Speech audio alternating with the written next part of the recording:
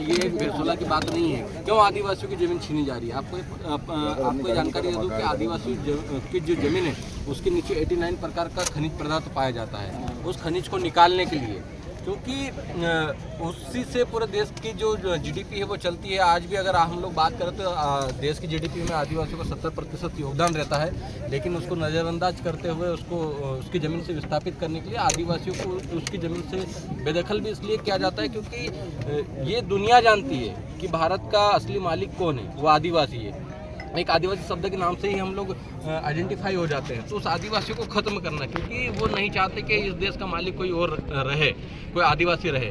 तो कांग्रेस और भाजपा समय समय पर दोनों ही पार्टियां एक ही नक्शे कदम पर चल रही है। पहले जब कांग्रेस का राज हुआ करता था तब कांग्रेस ने भी आदिवासियों को विस्थापित किया, हद्दियों का जंगल उजाड़ा जा रहा था। जब छत्तीसगढ़ में भी कांग्रेस की सरकार थी उसने परमिशन दी, काटने का काम भाजपा की सरकार करी। दोनों एक ही थाली के चट्टे बट्टे। अभी मांगू दादा ने कहा तो हम लोगों को ये कांग्रेस और भाजपा को छोड़कर हम लोग आदिवासियों को मजबूत कर रहे हैं। चाहे आदिवासी परिवार हो, चाहे जेएस हो, चाहे बिरसा ब्रिगेड हो, हम लोग सब लोग आदिवासियों को एकजुट करते हुए संवैधानिक रूप से जागरूक कर रहे हैं। क्योंकि आप जेएस के राष्ट्रीय संरक्षक है और लोकसभा चुनाव भी 10 दिन बाद आचार संहिता लगने वाली है, तो जेएस किस तरह से, जैसे अभी कोई चुनाव में उम्मीदवार आप उतारेंगे सही, तो जैसे अगर कोई आदमी दूसरी पार्टियों का दामन थाम लेता है या फिर डाइवर्ट हो जाता है, तो इस बार जेएस कैसा रुख अपनाएगी? ऐसे नेताओं के लिए क्या कुछ मापदंड रखेगी? जी बिल्कुल, बाइकाट करेंगे हम लोगों ने। तभी विधानसभा जो चुनाव हुए इसमें भी हम लोगों ने एक एक्सपेरिमेंट किया और हम लोगों ने स्वतंत्र रूप से जेएस के जो निर्दलीय उम्मीदवार थे वो मैदान में उतरे थे और अच्छा प्रदर्शन किया। तो हम लोग लोकसभा चुनाव में भी हम लोग कांग्रेस भाजपा का बाइकाट करेंगे। जब तक कांग्रेस भाजपा को हमारे क्षेत्र से नहीं भगाएंगे तब तक आदिवासियों की जमीन नहीं बचने वाली,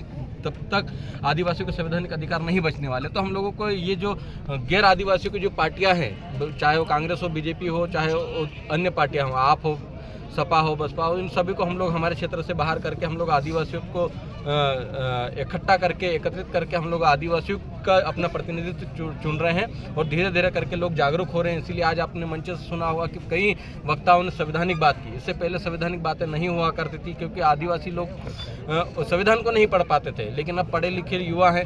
पहले संवैधानिक लड़ाई लड़ेंगे। हमने बार बार कहा कि हम लोग कोर्ट जाएंगे, कोर्ट से अगर नहीं मिलता है तो आदिवासी मरता आदमी क्या नहीं करता। तो अंत में जब अगर बात आएगी तो जान दे देंगे लेकिन ज़मीन नहीं देंगे। इस पर भी आज बात हुई। तो हम लोग उसी जल जंगल ज़मीन को बचाने के लिए, हम प्रकृति पूजक है, हम लोग प्रकृति को बचाने के लिए जो करना पड़े हम लोग करेंगे। धन्यवाद जौहर मुजालदी। अभी हमारे पास में जो इस आंदोलन